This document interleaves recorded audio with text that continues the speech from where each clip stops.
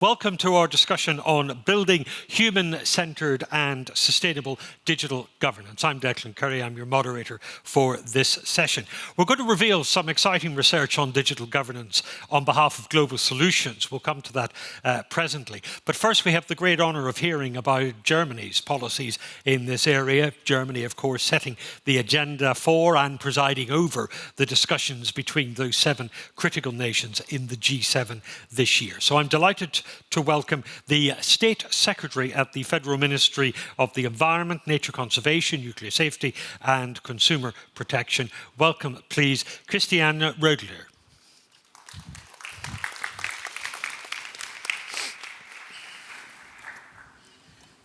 Thank you very much. At the outset, let me express the EU and its member states' full solidarity with Ukraine and the Ukrainian people. We condemn in the strongest possible terms Russia's military aggression against Ukraine, which grossly violates international law and the UN Charter and undermines international security and stability. Ladies and gentlemen, speakers and participants, this cruel war also shows us how important it is that we can rely on a free and secure digital environment where the fundamental right to freedom of expression is guaranteed. Fighting climate change and the transition to truly sustainable societies are more urgent than ever. And digitalization can play an important role here. Therefore, I'm delighted to have the opportunity to speak to you here in Berlin at this wonderful event, addressing pressing issues of challenges the world currently faces.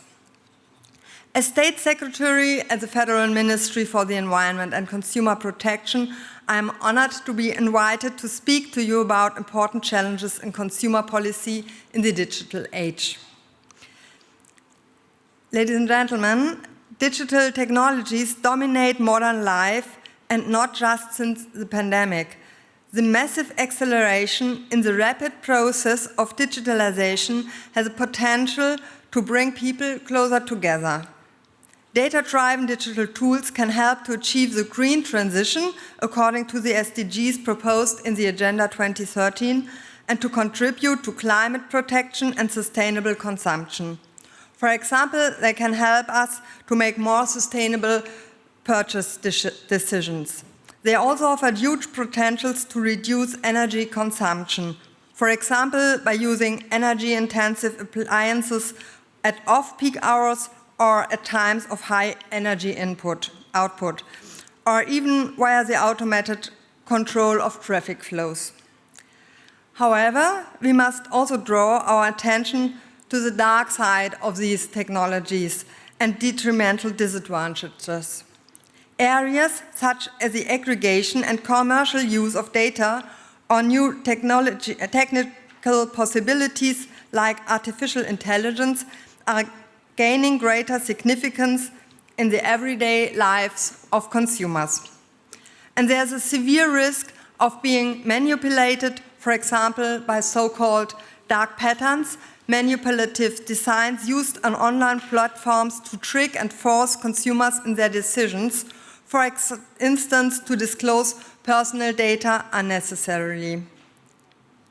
Energy-hungry data centers and processes like tracking and behavioral advertising run many more operations than required to fulfill the user's request. Moreover, less tracking and behavioral advertising also has a positive impact on sustainability and the protection of resources. The structural misalignment of interest between suppliers of digital services and consumers based on data collecting business models can lead to economic, social and environmental disruptions. But also people's free opinion, privacy and consumer choice are threatened. These developments can pose a danger to society. We need only to think of the rise of fake news, discrimination, hate speech, and covert digital surveillance used by the private and, in some countries, also public sector. As a result, right-wing extremist movements are on the rise in many countries, endangering fundamental rights. Even states use fake news and disinformation, as we see in Russia, which is currently suppressing any independent public media reporting on the cruel war of aggression in Ukraine. It is precisely situations like this that show how important it is to effectively prevent tracking on the internet. Control over consumers' own data is important not only to protect against commercialization, but also to protect against surveillance, political persecution, and the restriction of civil rights. But how can we as society respond to these developments? What we need is an approach that brings together strong regulation and empowerment of civil society. On the one hand, digital policies must draw on the architecture of digital environments in order to regulate platforms. Big platforms acting as gatekeepers are able to regulate access to the market. Using their monopolistic network effects, they have enormous power in influencing consumers' purchasing behavior or in providing information. There's a need for an architecture of digital governance that grants consumers sovereignty over their data and free access to information. Regulation is crucial for a high standard of consumer protection. At EU level, legislators will be working in the coming years on a sort of fundamental law for platform regulation, namely the Digital Services Act, the Digital Markets Act, the Artificial Intelligence Regulation, the Data Governance Act, and the Data Act. We expressly welcome the fact that consumers' policy aspects play an important role in the Commission's proposal for a Digital Services Act. In the current negotiations, we are advocating the prohibition of dark patterns as well as restrictions on personalized advertising targeted at minors. In addition, the European Parliament's demand for banning the use of sensitive data, such as health data or political views for personalized advertising, will strengthen consumers' rights. The Digital Services Act should also address greater responsibilities of e-commerce platforms and online marketplaces, which should be responsible for ensuring consumer-friendly design and protection against fraudulent offers. But there's also another side of the usage of data. Making more data available for the common good can be key for improving health services, for reducing greenhouse gases, and in many other applications. Therefore, the Commission's proposal for a Data Act aims to promote access to and use of data without losing control over their personal data. For example, the proposed legislation would allow users to access, use and share their data with third parties. The proposal is an important element in establishing transparency in technologies and data usage, as well as creating legal certainty in order to strengthen consumers' data. Therefore, the proposal for a Data Act could be a big step forward to entangle data monopolies in the EU and make more data available for the common good. But besides regulation, it is important to empower consumers to cope with manipulation and to ensure their data sovereignty. In our meeting today, solutions to ensure more consumer protection in the digital sphere and to serve the common good will be discussed. From my point of view, consumer-friendly and consumer-oriented data governance mechanisms must be strengthened. This does not only improve consumer protection, but also safeguards people's privacy and fundamental rights, as well as democracy. I'm therefore looking forward to a lively discussion and interesting outcomes. Ladies and gentlemen, thank you very much for your attention.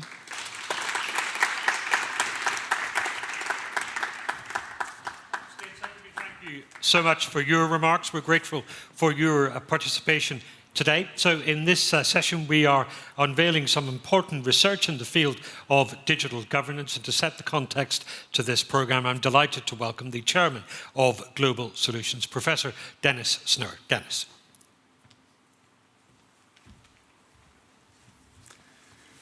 Declan, thank you very much. State Secretary Rohleder, that was absolutely magnificent. And you said much more articulately what I was planning to say. So instead of going through this material once again, let me try to summarize what Paul and I started under the Saudi Arabian G20 presidency at the T20 summit. We met one evening and thought about the many symptoms that had gone wrong and thought about the underlying disease. And the symptoms you have summarized wonderfully. There is a misalignment between the consumers of digital products and the providers. And this gives rise to cybersecurity, lack of privacy, manipulation, etc., etc. The big question is, what is the underlying disease? What is the underlying problem? And you've got many symptoms of this one problem. And the problem, you have also mentioned it, is consumers, digital consumers, lack control over the data about themselves. This is very basic. If you gave them back control, both individually and collectively, when they wanted to share their data, then you would solve many, many problems, many of the symptoms at the same time. And the importance of looking at the disease rather than at the symptoms is absolutely critical, especially in the EU, because if you divide it up between competition law and privacy and security and various other consumer protection, other bits and pieces, it becomes very complicated, and you're basically playing whack-a-mole with the digital service providers, that they'll always find a way out of the next regulation. But if you understand the main disease, it is an absence of control over the data about yourself, and you give people that control, then all of a sudden you're in a new world. It is as analogous to moving from the feudalism to the Industrial Revolution, where we invented labor markets. You no longer had indentured servitudes. You no longer had serfs and lords of the manor and slaves and so on. You allowed people the freedom to sell their labor services, gave them control over their labor services. Now we need digital consumers to have control over the data about themselves. And once they have this control, then you can give them rights of association that are meaningful, you can protect vulnerable digital users, you can do consumer protection properly, and most importantly, you can then use all the experience that you have gained in the offline world and apply it to the online world. So when, for example, data is inferred about people, like your psychological profile on Facebook, that should be governed by regulations that already exist between doctor and patient relationships, between lawyers and clients. We have all of this here, but it can't be applied to the digital sphere. So I think I've already talked way too much. This session is packed, and I hand it over to you, Declan. Thank you. Thank you very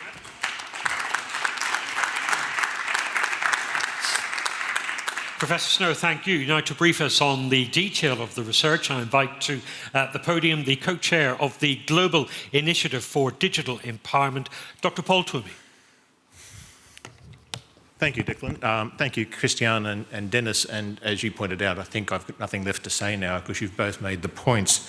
But let me share with you some analysis, some natures of the problem that came from the analysis, and more importantly, a set of solutions we're proposing.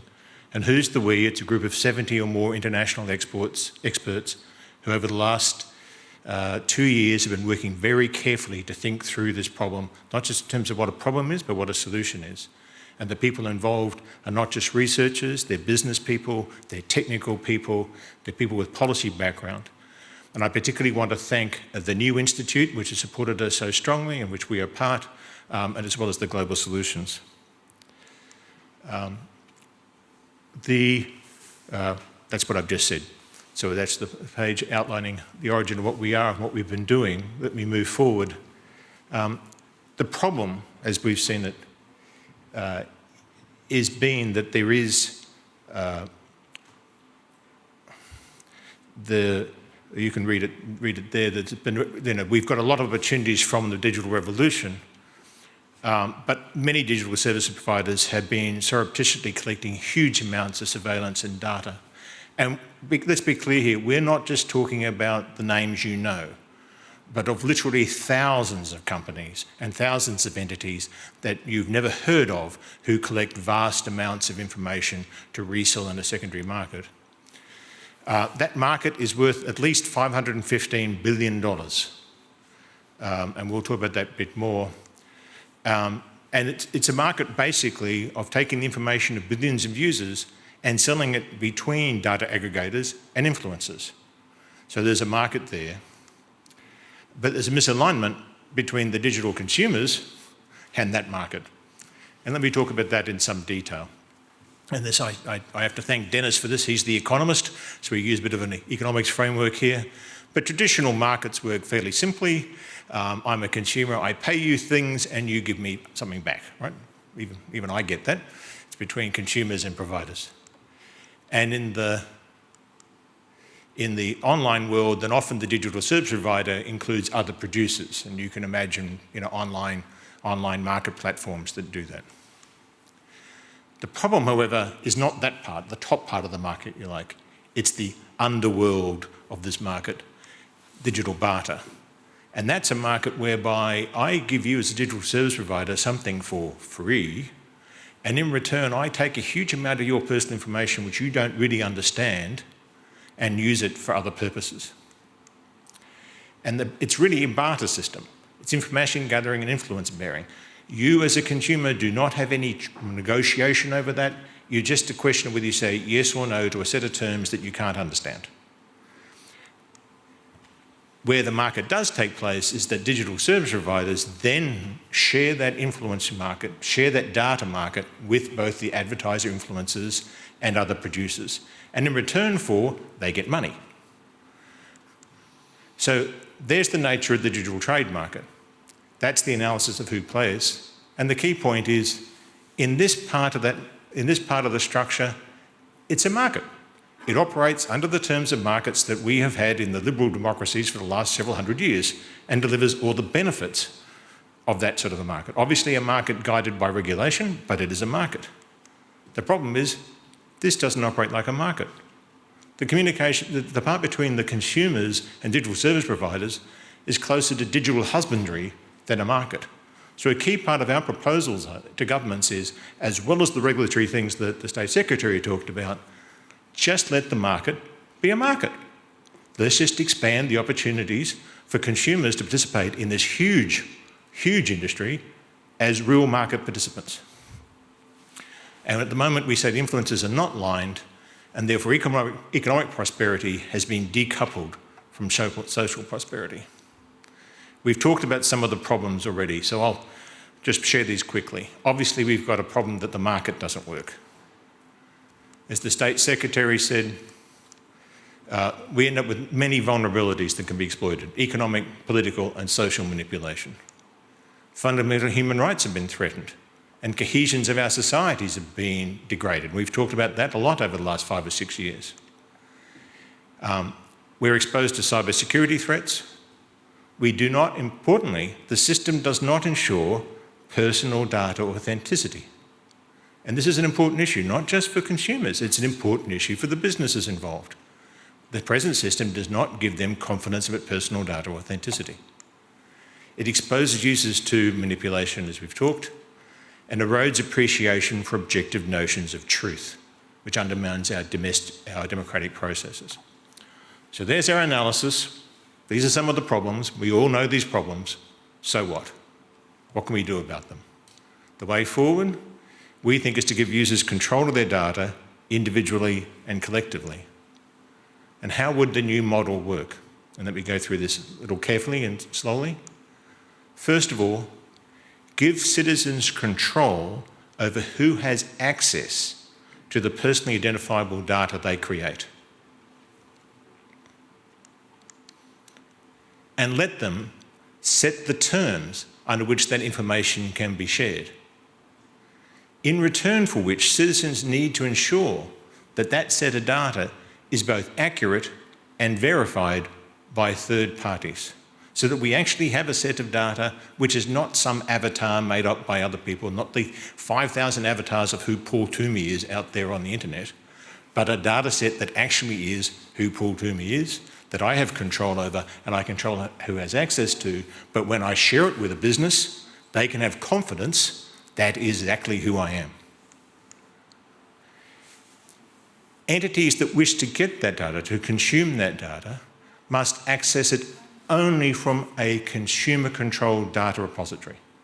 So that the first time a business wants to do business with me, they have to actually access it from a consumer-controlled data repository. And in that consumer control, we're not necessarily talking about individuals. We're also saying give consumers the rights of association, such that all of us in the room may decide to have somebody who represents us in that negotiation, who represents us in those terms. One of the key things about markets is that skills follow markets. In that market that I shared before, all the skills are on the left-hand side. The skills are not on the right-hand side with the consumers. Set up a framework which gives consumers power and control, and let their representatives develop the skill sets that let them negotiate in these marketplaces as real participants. We'd also say that when the data is shared, there should be a digital signature confirming where it's been sourced from. This is important because it allows give confidence both about that the data is correct and, importantly, to diminish cybersecurity threats. If the entity that is actually getting data about Paul Twomey is not doing it from data that I myself have created or putting up, but is inferring it from other data, let's say Internet of Things, we would also propose that the rules we've had for a couple hundred years in the offline world about getting access and using information where you have an asymmetric amount of information on me. So, for instance, a rabbi and a member of the community, a doctor-patient, a civil servant citizen. We've had rules for a long time which say in that particular circumstance, the data should be used only in the best interests of the data subject. So if you're going to infer data for me from the Internet of Things or elsewhere, you should use that data only in my best interests. And we would say the test for that best interest test should actually be a human rights test. Importantly, as the State Secretary has already talked about, importantly, here in Europe, governments should create legal structures to establish the establishment of data commons, where data communities can actually pool interests together and have the legal structures. These occur in some countries, but not in others. That's the basic framework we put forward. There is much more to look at in a much longer report, and the report you can find on that particular website, and we look forward to discussing it further.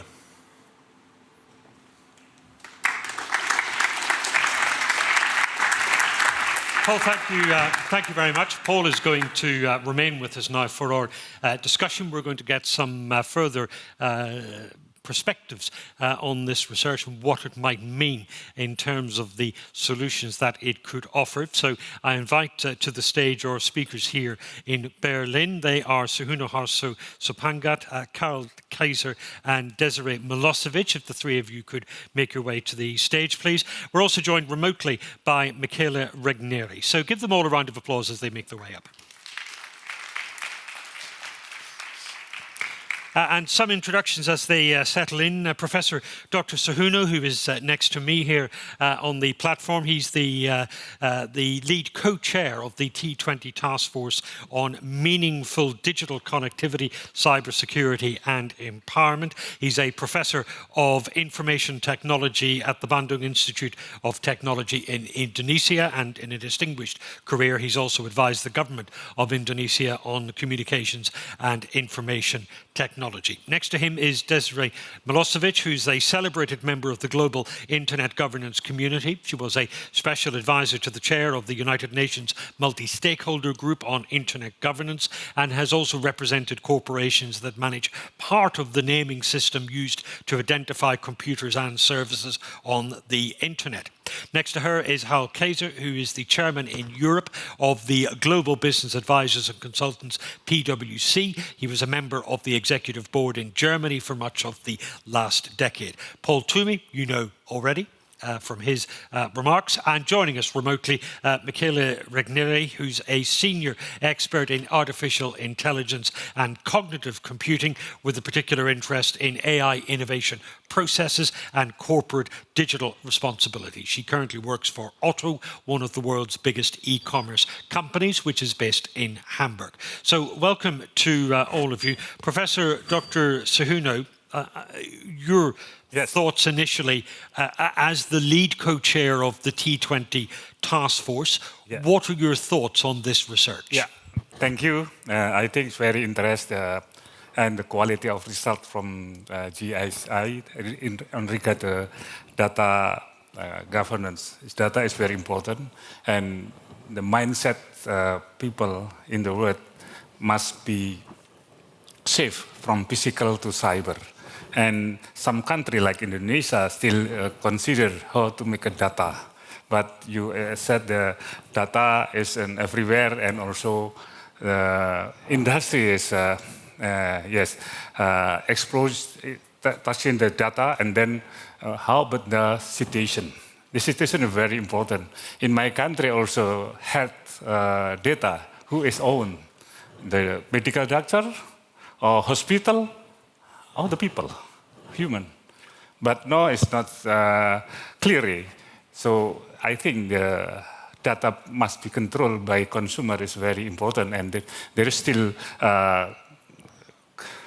very hard challenge because to change the mindset from the government regulation and also from the industry and the people. This is, I think, is very interesting result, and then must be continue to make more doable in the country, the level, especially G20 as an asset to change our daily life, and data as our capital, data as our for the asset in our life, and then not only industry take advantage, but human is an offer in our society. I think I agree to consider the human-centered for the data unification, digital transformation from datafication, digitalization, and digital transformation. It is still hard work to evolve to becoming the consumer as our objective, not only industry. So I support for the next, for our challenge for the customer first, or human first, not machine first, not industry first, but for the human. I agree and I support it. Thank you. Okay, Professor Dr. Suhuno, thank you very much. Desiree Milosevic, an important point there from Professor Dr. Suhuno, that we are catching up in a way with the technology industry. What are your thoughts?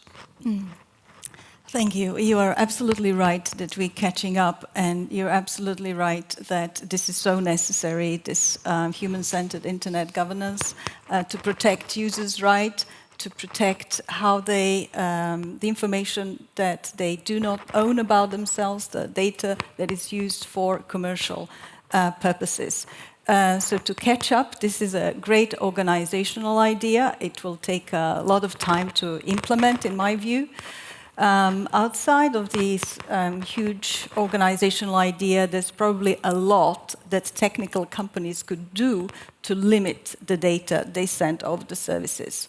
But catching up is something that we'll have to do, and there's already a lot of good steps in Europe with the GDPR, with the Data Protection Act, with the Data Governance Act. We can see these are all good steps in the right directions, but they still do not give individuals transparency of the data, how the data is used, and whether they can participate in this market to actually even monetize it. And we also know that the Max Planck Institute has done a lot of research, legal research, whether this model described here could work, and they have proven that from a legal point it could work. And that is an important point, because we have seen regulation to try to control, to give more agency to consumers. And when, from an international governance point of view, when such legislation comes in, the technology companies initially tend to say, well, we don't need it. And then they say, leave it with us. We will act in the best interests of our consumers. Can we trust them to do that? It's a very good question, whether who should be in charge of the data and the control. And as you have said, we have seen that there could be some inertia initially to adopt this system. And we should be aware of it, but we should not give up in trying to do the right thing, to protect individuals, their data, and to protect this human-centered internet governance, which, as Paul has mentioned, and the State Secretary, will bring more cohesion in the society, which we are definitely seeing and lacking right now. Okay, thank you very much. Michele Rigneri, joining us remotely, thank you for your participation in our deliberations today. I mentioned that you work with a major e-commerce operation, a business that uses data intensively. What does this research mean for that type of corporate activity? What does it mean for the areas in which you are a specialist, in areas like artificial intelligence? I think it definitely means a step in the right direction. This might sound strange from a corporate perspective, but I think the mindset also in corporations has to change. So data is not a free commodity. It might feel as it is from time to time. If we collect it, then at first we don't have to pay it. But just the data as it stands doesn't carry any value. Just saving data somewhere on a USB stick or a huge server doesn't produce any value for a company, and also not for the consumers. It's actually the processing and the reasoning we do with data that creates value. And that means we have to be aware of the actual value of the data that we can produce from it. And this would also be the interesting information for the consumer. And I think this mindset change is good for all of us. If we as a corporation know the value of our data and precisely can actually calculate which data carries value for us and which data helps us to serve the consumer better, then we will move a huge step forward.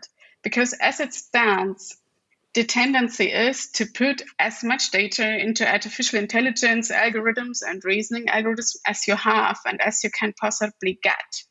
But as you can see, when you actually analyze such systems, most of this data doesn't carry any necessary value for such systems.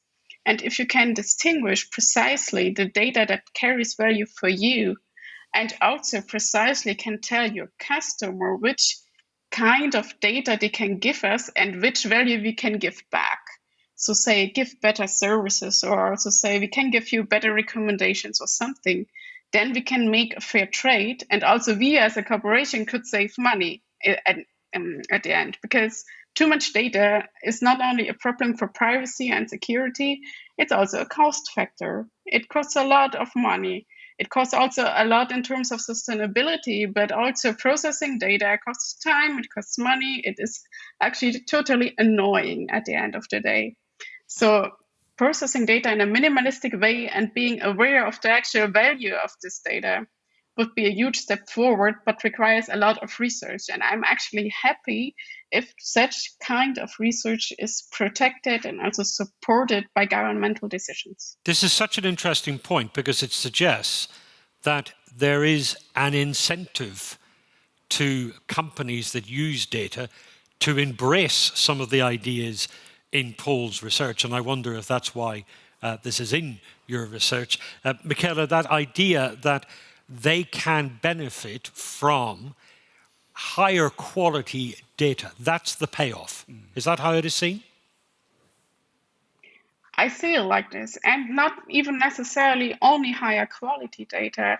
So some data we just don't need. So if we save a click on a, say, landing page of some homepage, I can't learn anything from that, because 1 million people have done the same thing before. I don't need to say this click.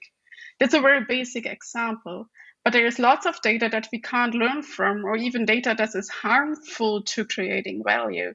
So seeing it from an economic perspective, we automatically should embrace a user-friendly and data protective stance, simply because it saves us time and money and makes our algorithms even better. So, but that means we need things like explainable AI and a good knowledge about the systems and how they actually make decisions based on certain data points. And this is hard work, I admit, and it's not even clear how well this scales. But it's a necessary thing to do that would benefit everyone, including the environment, but foremost, also the consumer. Thank you very much. Desiree Milosevic, let me just bring you back in on this, because as an outsider, the instinct of the technology companies has appeared to be grab as much data as we can, because we don't know what might be useful, and then we'll find a use for it at some point in the future. If that's their instinct, how do we get them to the point where they are designing tech products and services that use data with consumer protection at its heart, that it's something that they think of naturally rather than having it imposed? It will take a lot of effort. As I said earlier, there will be a lot of inertia coming from the big tech that has the most data right now. And that data has to be spread among the business market that is there that can find solutions.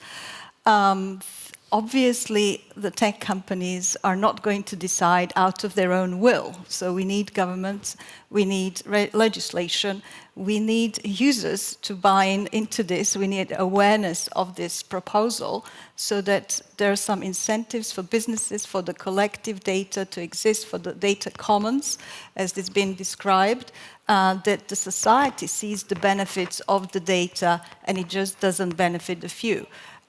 We know that some companies could collect not just metadata, which is the most important one, but also 499 points of data can be collected through a single interaction with a big online social platform or any other digital service interaction. Thank you. Hal Kaiser from PwC, Chairman of Europe for that organisation. Your thoughts on the research, and also perhaps a perspective for us on how policymakers and business work together to set the parameters for a more human-centric use of data. Exactly, and then I would like to start a little bit more with the people aspect, because we are still starting again to speak about regulation. And Dennis made, I think, the very good example with the labor market hundreds of years ago, where we had slaves, and then it took a while until we have a working, functional labor market in place. And I think that's a little bit really comparable to where we are right now. And what are the reasons for that? And I see there are two reasons. So number one, people do not understand that the data they're creating have a value. And that has to do a lot with IT literacy. And that still, despite the fact that we are discussing that since 20 years, many people do not have the right IT-based knowledge to get an understanding what's possible. So therefore, this is, I think, an obligation for governments, but as well as for business. So we at PwC investing $1 billion now to upskill our people that they get the right understanding. So that's number one. If slaves do not know that there's a different market for them, then they will never go in this direction, and that's very similar to where we are. Number two is that also companies have the obligation to create transparency about the way they are using data. And that's a little bit the good citizen approach. So I think if everybody what we heard from the research, I think from the disease is there, and everybody will agree that there's a fundamental shift necessary. But having this in mind, that means that companies have to provide an overview and transparency how they use data and their business models.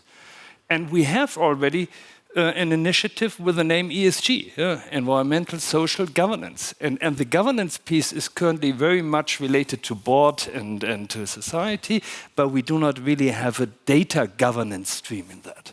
And I think that's also a great opportunity for the business to come up with this kind of common data governance approach, which is not only related to the CIO or the IT department, that's really strategy and starts with the CEO, to report on that, and then also within the non-financial reporting to give their responsibility to the community. And I think these are two base requirements then to start with the economic business factor you are proposing, which is a great idea, but I think currently the fundamentals are not there. So therefore, and that doesn't have to be in sequence, we can do that in parallel, but I think we need both. Okay, thank you very much. Professor Dr. Sahunu, what can the T20 achieve in this area? Yeah. Okay, thank you. I think this is a very good and very good opportunity or challenging. So in my T20 approach, we propose, we call it living lab, and to set up an example or initiation, and we can make some kind of sandbox regulatory, so we can limit toward the small area, and then we can test what is the business model or model of data government that customer is one is our objective or human-centric can be done in a living lab. So in G20, we have one policy brief in progress and also one proposal for living lab. So we invite for the G7 or another party to set up, to implement the data governance with human-centered as our objective. This is because very big challenge, but we must try step by step and then understood in our experience in my country. So I invite for this living lab to implement what is the data government with the human as a center, human as our objective, customer protection, etc. Okay, thank you very much. Michele Regneri, just a thought from you on when we talk about organizations like the G20 and the G7, how important is it to business at a practical level when those big global organizations set out policies or standards or frameworks? Does that have any influence on business? Is it remotely helpful? Oh, well, I hope so. But also it depends strongly on the kind of business that you actually do have. So strong policies are initially, if they're not done carefully, always support the big ones. So we are happy as a big corporation, but if you think about small corporations that don't have the means or the lawyers to actually fulfill those policies, then they get a problem. So you have to be really careful when doing consumer protection to actually guarantee this consumer protection also with the big corporations and especially not damage the small ones. So keeping equality with policies, I think, is pretty hard. But setting good standards and also actually making adherence to this standard also some kind as an accreditation for big companies, I think is a very good idea. Okay, thank you very much. Paul Twomey, I'm going to go back to you for the concluding sort of thoughts in this discussion. Just draw together the threads, the reaction, your response to the reactions to the... No, it's great. Hang on. It's not so great if I don't use the microphone. This has really been very interesting. I want to come back to this issue that it is amazing the power of a market and the backwards and forwards. So to take the artificial intelligence example we got, part of the proposal we're putting forward here is not just the present system where companies surreptitiously take stuff out of consumers. This is a market where they can go back to consumers and say, and they've got a mechanism to go back to consumers and say, I would like to know more of this information if you're willing to share it with me. This information be useful to me or not, etc. There's actually potentially in markets it works two ways, not just one way. And I recognise the points about skills in the consumer set, but if I can use an example from my home country in Australia, where the government in the 1990s produced a thing called superannuation, where basically said every Australian worker has to be paid money for their retirement, and they have to control that. Now, most Australians knew very little about how the stock markets worked and what have you. Most Australians still don't know how the stock markets really work. But what emerged to support them were funds and brokers and experts who were now on the side of them with that money to help them in the marketplace. And so I do think this idea of representation of in a market where people can have rights of association and representation and the skills follow that means that we don't have to wait a long period of time for everybody to be educated, providing I'm being represented by people who do understand how the systems work and give me that chance. So sort of a data equivalent of trade unions or mutual friendly society. Yeah, that's right. And in the labour market we saw that. And so I think we could see similar things emerging. The role of government is essential, but the great thing about a market is that it's not one size fits all. And one of the problems with government regulation is that it tends to be one size fits all. So government underpinning a market, but the market having the flexibility we've talked about here, I think is probably a really good outcome. Okay. Thank you very much. We're at that very, very dangerous stage of the morning where we are eating into people's lunchtime. So I think that this is as good a time as any to end our discussion here. I know that you'll join me in thanking Michele Regneri, who's joining us remotely, and you'll join me in thanking all of our panelists here in Berlin as well. Give them a round of applause to say thank you.